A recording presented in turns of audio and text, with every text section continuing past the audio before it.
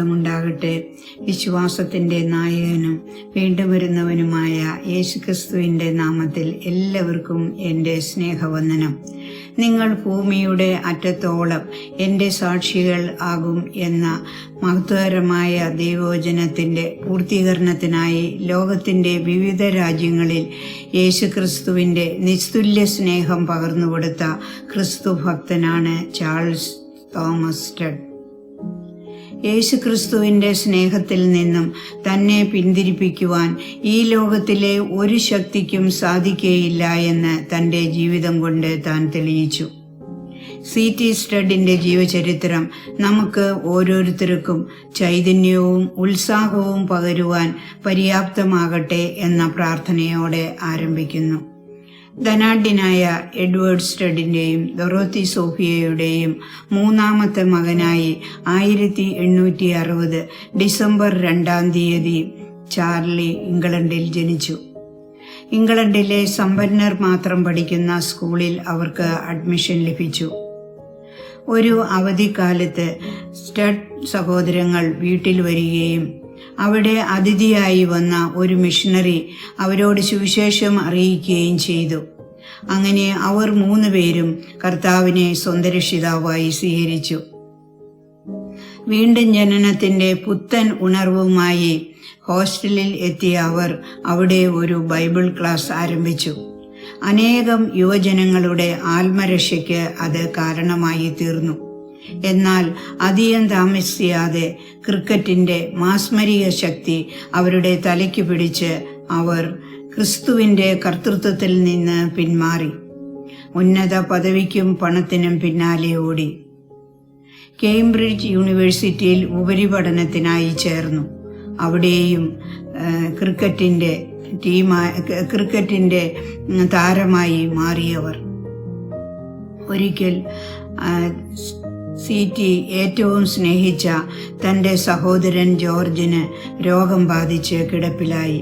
ആ കിടക്കയുടെ അരികിൽ നിന്നുകൊണ്ട് താൻ കഴിഞ്ഞുപോയ നിമിഷങ്ങളെക്കുറിച്ച് ഒരു അവലോകനം നടത്തുകയും തനിക്ക് തൻ്റെ കുറ്റബോധം മനസ്സിലാക്കുകയും ചെയ്തു. താൻ ദൈവത്തോട് ഇങ്ങനെ ഏറ്റുപറഞ്ഞു: ദൈവമേ, കഴിഞ്ഞ 6 വർഷം ഞാനൊരു പരാജയമായിരുന്നു. യേശുക്രിസ്തുവിനെ സ്നേഹിക്കുവാനോ യേശുക്രിസ്തുവിന് 1ാം സ്ഥാനം കൊടുക്കുവാനോ എനിക്ക് സാധിച്ചില്ല. ഞാൻ പാപത്തിൽ അകപ്പെട്ടുപോയി. എന്നാൽ ഇന്ന് ഞാൻ എൻ്റെ പാപങ്ങളെ ഏറ്റുപറഞ്ഞ് പൂർണ്ണമായി ക്രിസ്തുവിൽ സമർപ്പിക്കുന്നു. ഇത് നാം ഓരോരുത്തരും അനുകരിക്കേണ്ട മാതൃകയാണ്. എന്നെ കേൾക്കുന്ന ആരെങ്കിലും ഈ പാപാവസ്ഥയിലോ ഈ പിന്മാറ്റാവസ്ഥയിലോ ആണെങ്കിൽ സമയം തക്കത്തിൽ ഉപയോഗിച്ച് ഇന്ന് തന്നെ പാപങ്ങളെ ഏറ്റുപറഞ്ഞ് നിത്യജീവന് അവകാശികളായി തീരുക. അങ്ങനെ C.T. ഉറച്ച തീരുമാനത്തിൽ ഇരിക്കുമ്പോൾ ചൈനയിൽ സുവിശേഷം അറിയിച്ചുകൊണ്ടിരുന്ന കർത്തൃദാസൻ ഹഡ്സൺ ടെയ്ലറുമായി സംസാരിക്കുവാൻ ഒരവസരം ലഭിച്ചു. അപ്പോൾ ചൈനയിലെ സുവിശേഷത്തിൻ്റെ ആവശ്യകത മനസ്സിലാക്കുകയും താൻ ഒരു ഉറച്ച തീരുമാനമെടുക്കുകയും ചെയ്തു. ഇംഗ്ലണ്ട് ക്രിക്കറ്റിൻ്റെ രോമാഞ്ചമായിരുന്ന C.T.യുടെ ചൈനയിലേക്കുള്ള മിഷണറി ദൗത്യം വിദ്യാർത്ഥികളുടെ ഇടയിൽ ഒരു ചർച്ചാവിഷയമായി. യാത്രയയപ്പ് വേളയിൽ തൻ്റെ സാക്ഷ്യം അനേകം യുവജനങ്ങളെ വീണ്ടും ജനനത്തിന് കാരണമാക്കി. കൂടാതെ താൻ ചരിത്ര വിജയം കൊയ്തെടുത്ത ക്രിക്കറ്റ് പിച്ചിനോടുള്ള വിട പറയൽ വികാരഭരിതമായിരുന്നു. ചൈനയിൽ ക്രിസ്തുവിനെ അറിയിക്കുവാൻ വേണ്ടി താൻ ഒരു ചൈനക്കാരനായി മാറി. ഇംഗ്ലണ്ടിൽ സമ്പൽ സമൃദ്ധിയിൽ വളർന്ന C.T. കുടിലിലെ വാസവും പാവാട പോലത്തെ വേഷവും കിഴങ്ങുവർഗ്ഗങ്ങളും പഴവർഗ്ഗങ്ങളും ആസ്വദിച്ച് ഭക്ഷിച്ച് ചൈനയിലെ ദൗത്യം ആരംഭിച്ചു. അവിടെ സുവിശേഷ വേലയിൽ കൂടെ പ്രവർത്തിച്ചുകൊണ്ടിരുന്ന പ്രിസില്ല എന്ന യുവതിയെ താൻ വിവാഹം കഴിച്ചു. 1887 തൻ്റെ പിതാവിൻ്റെ സ്വത്തിൻ്റെ ഓഹരി 28,400 പൗണ്ട്സ് തനിക്ക് ലഭിച്ചു. അതിൽ 25,000 താൻ മിഷണറിമാർക്കും സുവിശേഷ വേലയ്ക്കായും സംഭാവന ചെയ്തു. ബാലൻസ് 3,400 തൻ്റെ പ്രിയ ഭാര്യ പ്രിസില്ലയ്ക്ക് സമ്മാനമായി കൊടുത്തു. എന്നാൽ സകലവും ക്രിസ്തുവിൽ സമർപ്പിച്ച തന്റെ ഭർത്താവിന് സമാനമുള്ളവൾ എന്ന് തെളിയിച്ചുകൊണ്ട് ആ പണം ഇന്ത്യ സാൽവേഷൻ ആർമിക്ക് സംഭാവനയായി കൊടുത്തു. അങ്ങനെ സകലവും ക്രിസ്തുവിൽ സമർപ്പിച്ച് പരിപൂർണമായി ദൈവത്തിൽ ആശ്രയിച്ച് അവർ ചൈനയിലെ പ്രവർത്തനങ്ങൾ ചെയ്തുകൊണ്ടിരുന്നു. എന്നാൽ ചൈനയിലുള്ള ജനങ്ങൾ മിഷണറിമാരെ കരുതിയിരുന്നത് പിശാചുക്കളെ പോലെയായിരുന്നു. കല്ലേറും പരിഹാസവും ഏറ്റു. അവർക്ക് താമസിക്കുവാൻ ഒരു ഭവനവും ലഭിച്ചില്ല. എന്നാൽ അവസാനം പ്രേതബാധിത ഉണ്ട് എന്ന് ജനങ്ങൾ കരുതിയ ഒരു ഭവനം അവർക്ക് ലഭിച്ചു. അവിടെയും പ്രതികൂലങ്ങൾ ഉണ്ടായി. അവിടെ വരൾച്ച വന്നത് അവർ അവിടെ താമസിച്ചതുകൊണ്ടാണെന്ന് ജനം കരുതി ആ വീടും കല്ലെറിഞ്ഞ് തകർത്തു. ആ സമയത്ത് ഗർഭിണിയായിരുന്ന പ്രിസില്ലയ്ക്ക് പ്രസവവേദന ആരംഭിച്ചു. അടുത്ത് ഹോസ്പിറ്റലുകൾ ഒന്നുമില്ല. താൻ ദൈവകരങ്ങളിൽ തന്റെ ഭാര്യയെ സമർപ്പിച്ച് പൂർണ്ണ ഹൃദയത്തോടും വിശ്വാസത്തോടും കൂടി പ്രാർത്ഥിച്ചു. ദൈവം പ്രാർത്ഥന കേട്ടു. അവരുടെ വ്യാകുലങ്ങൾക്ക് അവസാനം വരുത്തിക്കൊണ്ട് അവരുടെ ആദ്യത്തെ മകൾ ജനിച്ചു. പിന്നീട് പ്രിസില്ലയുടെ ആരോഗ്യം നഷ്ടപ്പെട്ടു. സീറ്റിക്കും മാറി മാറി അസുഖങ്ങൾ വരുവാൻ തുടങ്ങി. അവരുടെ സുഹൃത്തുക്കളും വീട്ടുകാരും ഇംഗ്ലണ്ടിലേക്ക് മടങ്ങി വരുവാൻ നിർബന്ധിച്ചുകൊണ്ടിരുന്നു. എന്നാൽ ദൈവഹിതത്തിനായി കാത്തിരുന്നുകൊണ്ട് അവർ ചൈനയിലെ സുവിശേഷ പ്രവർത്തനങ്ങൾ വളരെ ഉത്സാഹത്തോടെ ചെയ്തു. അനേകം പേർ കർത്താവിനെ അറിയുവാനിടയായി. അവസാനം ദൈവഹിതം മനസ്സിലായപ്പോൾ അവർ ഇംഗ്ലണ്ടിലേക്ക് യാത്ര തിരിച്ചു. അവരെ കല്ലെറിഞ്ഞ് കൊല്ലണമെന്ന് കരുതിയ ചൈനയിലെ ജനങ്ങൾ അവരെ കണ്ണുനീരോടെ യാത്രയയച്ചു. ഏത് കല്ലുപോലുള്ള ഹൃദയത്തെയും ഒരുക്കുവാൻ കഴിവുള്ള ഒരു ദൈവം ഇന്നും ജീവിക്കുന്നു. സ്തോത്രം. അവർ അങ്ങനെ ഇംഗ്ലണ്ടിൽ തിരിച്ചെത്തി. അവരുടെ ആരോഗ്യസ്ഥിതി മെച്ചപ്പെട്ടു. സുവിശേഷ വേലക്കാരൻ ആയിരുന്ന അവരുടെ പിതാവിൻ്റെ അന്ത്യാഭിലാഷം അവർ ഇന്ത്യയിൽ പോയി സുവിശേഷം അറിയിക്കണം എന്നതായിരുന്നു എന്ന് ഒരു സുഹൃത്തിൽ നിന്ന് മനസ്സിലാക്കുവാനിടയായി. സീറ്റിയും തൻ്റെ പിതാവ് സ്നേഹിച്ച ഇന്ത്യയിൽ പോയി സുവിശേഷം അറിയിക്കണമെന്ന് താല്പര്യമുണ്ടായിരുന്നു. ആ വിഷയം ഓർത്ത് പ്രാർത്ഥിച്ചു. 1900 സ്റ്റഡ് കുടുംബം ഇന്ത്യയിൽ കാലുകുത്തി. നോർത്ത് ഇന്ത്യയിലും തമിഴ്നാട്ടിലും ഊട്ടിയിലും അവർ സുവിശേഷ പ്രവർത്തനങ്ങൾ നടത്തി. ഊട്ടിയിലെ അനുഭവത്തെക്കുറിച്ച് പ്രിസില്ല ഇപ്രകാരമാണ് പറഞ്ഞത്: ആഴ്ചയിൽ 3 പേരെങ്കിലും നേടാത്ത ഒരു ആഴ്ചയും ഉണ്ടായിരുന്നില്ല എന്ന്. ദൈവത്തിന് സ്തോത്രം. എന്നാൽ അവിടെയുള്ള ബ്രിട്ടീഷ് ഉദ്യോഗസ്ഥന്മാരോട് സുവിശേഷം അറിയിക്കുവാൻ അവസരം ലഭിച്ചില്ല. കാരണം അവർ അവധി ദിവസങ്ങളിൽ ക്രിക്കറ്റിൽ മുഴുകിയിരുന്നു. അനേക വർഷങ്ങൾക്ക് മുമ്പ് താൻ താഴെ വെച്ച ക്രിക്കറ്റ് ബാറ്റ് സുവിശേഷത്തിനായി കയ്യിലെടുത്തു. അവരോട് കൂടെ ക്രിക്കറ്റ് കളിച്ച് സുവിശേഷം അറിയിക്കുകയും ബ്രിട്ടീഷ് ഉദ്യോഗസ്ഥന്മാരടക്കം അനേകം പേർ കർത്താവിനെ അറിയുവാനിടയായി തീർന്നു. കൂടാതെ അവരുടെ 4 പെൺമക്കളെയും ഒരു സഭാശുശ്രൂഷകൻ എന്ന നിലയ്ക്ക് തനിക്ക് സ്നാനപ്പെടുത്തുവാൻ സാധിച്ചു എന്നതും ഊട്ടിയിലെ അവിസ്മരണീയമായ ദിനങ്ങളിൽ ഒന്നായിരുന്നു. പിന്നീട് അവർ ഇംഗ്ലണ്ടിൽ തിരിച്ചെത്തിയപ്പോൾ നരഭോജികൾക്ക് മിഷണറിമാരെ ആവശ്യമുണ്ട് എന്നൊരു ബോർഡ് താൻ കാണുവാനിടയായി തീർന്നു. അവിടെ ആ മീറ്റിംഗിൽ താൻ സംബന്ധിച്ചു. അപ്പോൾ ആഫ്രിക്കയിൽ ഗോത്രവർഗക്കാർ പാർക്കുന്നുണ്ടെന്നും അവിടേക്ക് ശാസ്ത്രജ്ഞന്മാരും നായാട്ടുകാരും പോയിട്ടുണ്ട്, വ്യാപാരികളും പോയിട്ടുണ്ട്. എന്നാൽ യേശുക്രിസ്തുവിനെ അറിയിക്കുവാൻ, യേശുക്രിസ്തുവിനെ പരിചയപ്പെടുത്തുവാൻ ഒരു ക്രിസ്ത്യാനിയും അങ്ങോട്ട് പോയിട്ടില്ല എന്ന് തനിക്ക് മനസ്സിലാവുവാൻ സാധിച്ചു. തൻ്റെ ഹൃദയത്തിൽ ഒരു വിളിയുണ്ടായി: എന്തുകൊണ്ട് താൻ ആഫ്രിക്കയിൽ പോയിക്കൂടാ? ആ വിഷയത്തെ ഓർത്തു പ്രാർത്ഥിച്ചു. പരിശുദ്ധാത്മാവിൻ്റെ പൂർണ്ണ നിയോഗത്താൽ താൻ ആഫ്രിക്കയിലേക്ക് പോകുവാൻ തീരുമാനിച്ചു. അവിടെ തടസ്സങ്ങൾ ഉണ്ടായിരുന്നു. തൻ്റെ ആരോഗ്യസ്ഥിതിയും ഭാര്യയുടെ രോഗാവസ്ഥയും പ്രതികൂല കാരണങ്ങളായിരുന്നു. എന്നാൽ അതെല്ലാം മറികടന്ന് താൻ ആഫ്രിക്കയിലെ വനാന്തരങ്ങളിൽ എത്തി. അവിടെ ചെന്നിട്ട് താൻ തൻ്റെ ഭാര്യ പ്രിസില്ലയ്ക്ക് ഇപ്രകാരം ഒരു കത്തെഴുതി: പ്രിയ പ്രിസില്ലെ, നമ്മുടെ താൽക്കാലിക വേർപിരിയൽ നല്ലതിനാണെന്ന് ഞാൻ കരുതുന്നു. നിന്റെ ആരോഗ്യസ്ഥിതി മെച്ചപ്പെട്ട് നമുക്ക് ഒരുമിച്ച് ഇവിടെ സുവിശേഷ വേല ചെയ്യുവാൻ സാധിക്കുമെന്ന് ഞാൻ വിശ്വസിക്കുന്നു. കൂടാതെ നമ്മുടെ 4 പെൺമക്കളും യേശുക്രിസ്തുവിൻ്റെ പോർക്കളത്തിൽ പോരാടുന്നത് ഞാൻ എൻ്റെ വിശ്വാസ കണ്ണുകളാലെ കാണുന്നു.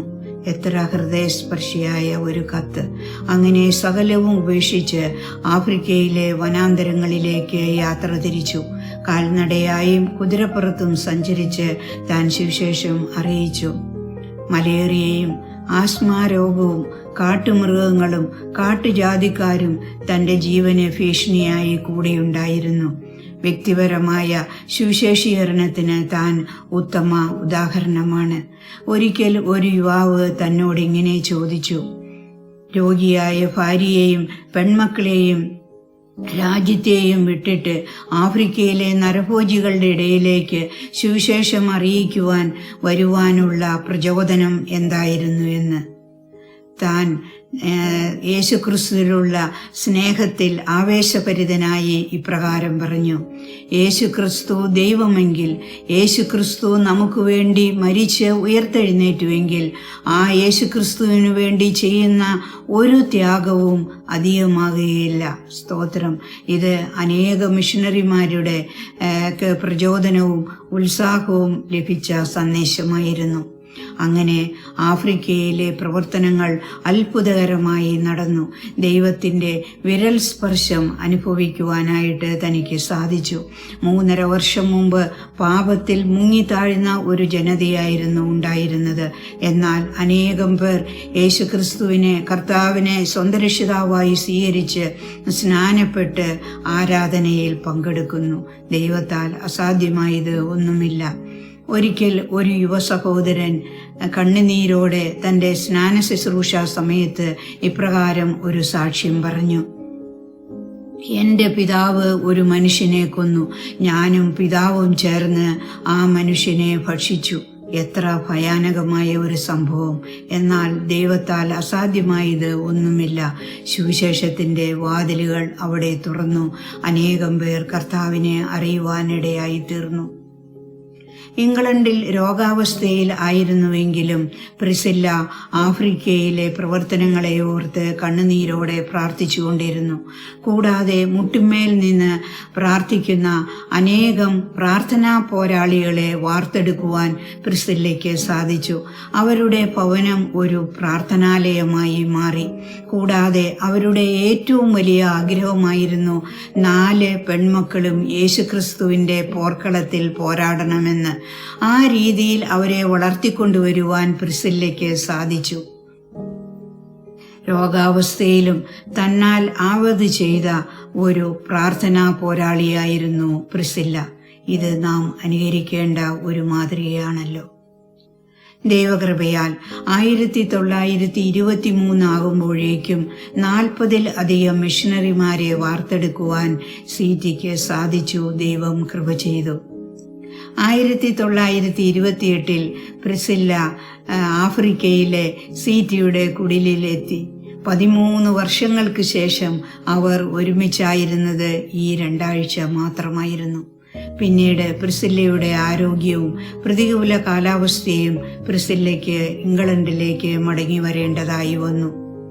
അവർ ദൈവകരങ്ങളിൽ ആ ദമ്പതികൾ തങ്ങളെ ഭരമേൽപ്പിച്ച് പ്രാർത്ഥിച്ച് ജീവിതത്തിൽ അവസാനമായി വേർപിരിഞ്ഞു.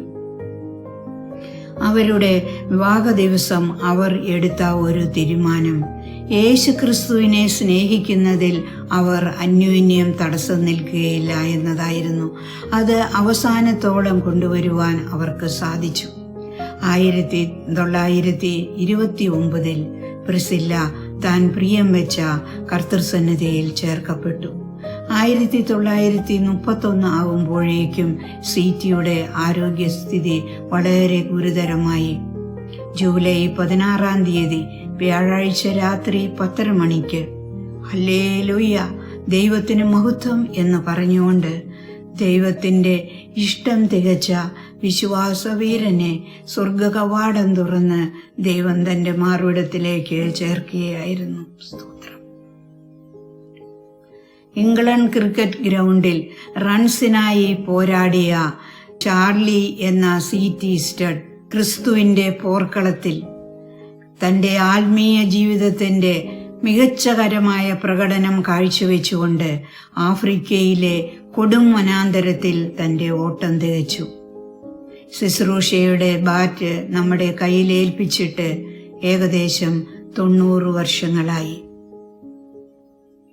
തന്നിൽ നിന്നും പ്രചോദനം ലഭിച്ച അനേകം മിഷണറിമാർ ലോകത്തിന്റെ വിവിധ ഭാഗങ്ങളിൽ സുവിശേഷവുമായി കടന്നുപോയി. പിൻകാലത്ത് ആഫ്രിക്ക, ഏഷ്യ, അറേബ്യ, തെക്കേ അമേരിക്ക എന്ന് അനേക രാജ്യങ്ങളിൽ സുവിശേഷം പ്രചരിപ്പിച്ച വേൾഡ് വൈഡ് ഇവാഞ്ചലൈസേഷൻ ക്രൂസേഡ് എന്ന പ്രസ്ഥാനത്തിന് രൂപം നൽകിയത് സി.ടി. സ്റ്റഡ് ആയിരുന്നു. ഇപ്പോൾ WEC ഇന്റർനാഷണൽ എന്ന പേരിൽ പ്രവർത്തനം നടന്നുകൊണ്ടിരിക്കുന്നു. കൂടാതെ അനേകം പുസ്തകങ്ങൾ എഴുതുവാനും ലിപി കണ്ടുപിടിച്ച് ബൈബിൾ പരിഭാഷ ചെയ്യുവാനും തനിക്ക് സാധിച്ചു. കൊയ്ത്ത് വളരെയുണ്ട്, വേലക്കാരോ ചുരുക്കം എന്ന മഹത്വകരമായ ദൈവവചനം ചൈനയിലും ഇന്ത്യയിലും ആഫ്രിക്കയിലെ നരഭോജികളുടെ ഇടയിലും യേശുക്രിസ്തുവിന്റെ വചനം എത്തിക്കുവാൻ തനിക്ക് പ്രചോദനവും ഉത്സാഹവും നൽകി.